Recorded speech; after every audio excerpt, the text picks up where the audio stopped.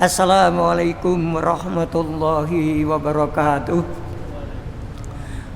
Alhamdulillahirabbil alamin wal aqibatu lil muttaqin wala udwana illa 'alaz zalimin.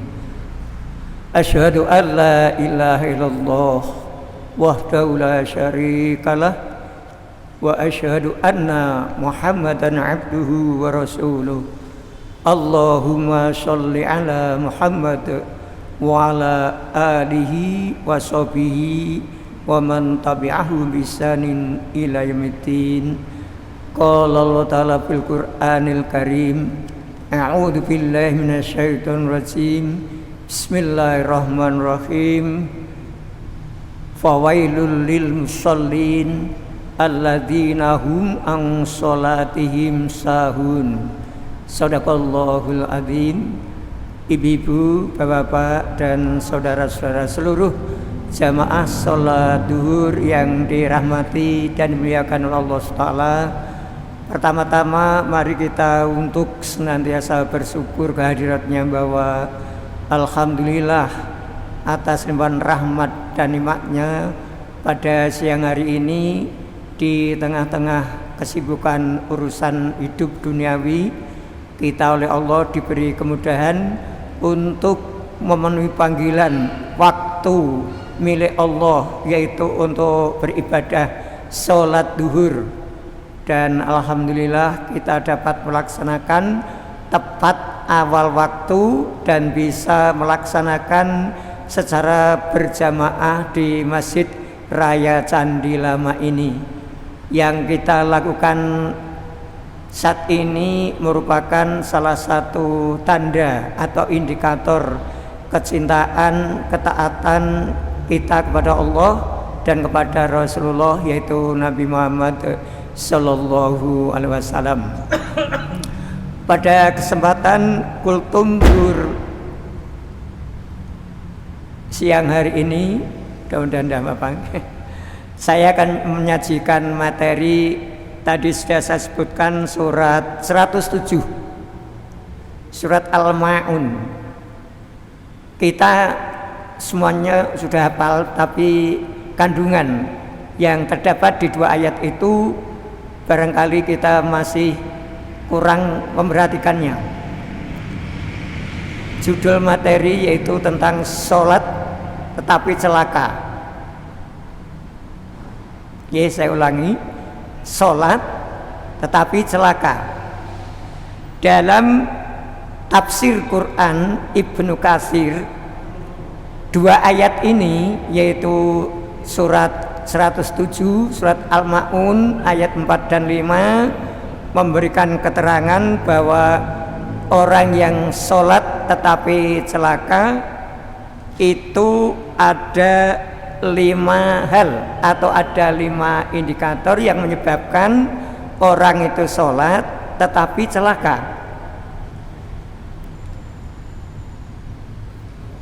Yang pertama, lalai terhadap sholat secara mutlak, yaitu dia muslim tetapi seumur hidupnya tidak sholat. Itu lalai terhadap sholatnya secara mutlak. Bahkan sering kita mendengar orang Islam tapi sama sekali tidak pernah berkomunikasi kepada Tuhannya, kepada Allah, dalam artian tidak sholat, itu menjadi Islam status dalam KTP. Maka sering kita dengar Islam KTP. Anehnya, seumur hidup dia tidak sholat, kalau mati minta disolati. Nah, ini kan aneh. Walaupun disolati tidak akan ada kaitannya dengan sholat yang dilakukan oleh yang menyolatkannya, karena memang dia selamanya tidak pernah berhubungan kepada Allah. Jadi ini ya, orang yang celaka itu dalam sholat, dia memang lalai terhadap sholatnya secara mutlak, sama sekali tidak melakukannya. Apakah masih ada? Masih banyak. Karena ketika ada panggilan sholat, yaitu adzan dikumandangkan, dia malah wirawiri itu apa ya, kesana kemari, tapi tidak segera untuk mengambil peralatan sholat. Ini jadi ini yang pertama. Yang kedua, lalai terhadap sebagian waktu. Waktu sholat telah tiba, dia tidak segera mengerjakan sholat. Ini lalai terhadap waktu. Jelas kalau orang yang benar-benar cinta kepada Allah dan Rasulnya, taat kepada Allah dan Rasul, karena zuhur itu jam 12 kurang, otomatis sebelum itu dia sudah bersiap-siap untuk menghadap sang ilahi, ambil air wudhu. Alhamdulillah saya masuk ke sini sudah ada beberapa jamaah yang sudah siap berada di dalam masjid. Ya sebagian masih ada di luar dan sebagian masih dalam perjalanan. Kita termasuk orang robihun, orang yang beruntung. Kenapa? Begitu mendengar suara azan, Allah memberi kemudahan. Sholat bisa lagi berjamaah. Sudah berapa pahalanya? Banyak sekali. Jadi yang kedua itu lalai terhadap sebagian waktu sholat. Artinya jelas waktu telah datang, waktu sudah tiba, tapi masih enak-enak. Yang berjualan yang masih nunggu jualannya, sibuk urusan duniawi, padahal urusan akhirat ada di depan mata. Kemudian yang ketiga, lalai waktu awal sholat. Nah ini, ia mengerjakan sholat selalu diakhirkan.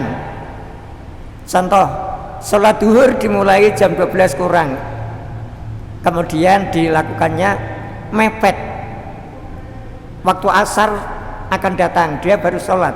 Ini pengalaman yang pernah saya lalui ketika ada rapat di kantor atau di sekolahan. Kepala sekolahnya Islamnya ya tadi, Islam status tadi, ya sholat tapi bolong-bolong. Ketika ada anak buahnya yang izin mau sholat, Pak, waktu duhuran panjang katanya. Ini bukan masalah waktu panjang pendek, sudah dengar adzan. Kadang-kadang adzan dikumandangkan malah diam dulu. Sebentar Pak, kita dengarkan suara adzan dulu. Mestinya yang lebih tepat begitu adzan itu ditinggalkan dulu, ayo sholat berjamaah, habis itu nanti dilanjutkan. Itulah bukti cinta taat pada Allah dan Rasul. Tapi malah tidak, termasuk termasuk pertemuan-pertemuan di warga lingkungan RT RW sama. Kalau pertemuan jam 4, nanti ngumpulnya jam 4:30. Setelah mendengar adzan maghrib, ada yang ngucap juga, kan maghrib nanti waktunya sampai isya. Inilah lalai terhadap sholat. Padahal Rasul mengatakan ketika ditanya oleh seorang sahabat, ya Rasulullah, amal yang paling dicintai oleh Allah itu apa? Sholat tepat awal waktu. Alhamdulillah. Kemudian yang keempat, lalai terhadap syarat-syarat sah dan rukun sholat. Nah, monggo. Jangan-jangan kita ini sudah sholat, syarat sahnya belum ngerti karena kita sholat ngikuti mbah-mbah atau bapak-bapak atau yang lain, sehingga syarat-syarat sah ada 5 itu malah tidak ngerti, jangan sampai. Kemudian juga rukun sholat, ini jangan sampai kita lalaikan. Rukun sholat yang ada 13 itu, yang dimulai dari niat takbiratul ihram, niat berdiri takbiratul ihram ditutup dengan salam, itu kita juga harus paham. Karena ibadah yang tidak tahu ilmunya, ibadahnya nanti akan rusak sholat. Kemudian yang kelima, nah ini, lalai dari khusyuk dalam sholat dan dari merenungkan makna-maknanya. Ini yang kita akui, kita jujur. sudah sekusuk mana yang kita lakukan waktu sholat, gitu. Bang kita sudah takbiratul ihram sudah gini, sudah mulai reaksi, setan mulai datang. Makanya ketika sholat berjamaah sudah kondisi normal seperti ini, kita harus merapatkan shop. Karena Rasulullah mengatakan rapatkan barisan, shopnya rapi, rapat. Jangan beri kesempatan setan masuk celah-celah shop itu, karena saat itu setan untuk masuk, untuk mempengaruhi orang yang sedang sholat.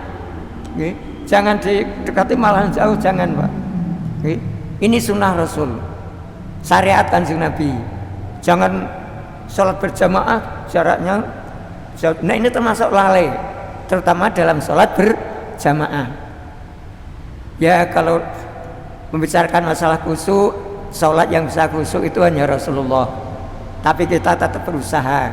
Makanya ketika kita sudah sholat, teringat di mana, tetap selalu kita membaca bacaan sholat itu. Apalagi kalau tahu makna sholat itu sendiri. Coba bacaan ketika duduk di antara sujud, itu kita juga harus ngerti artinya. Robbih firli warhamni wasburni warfa'ni warzuqni wahdini.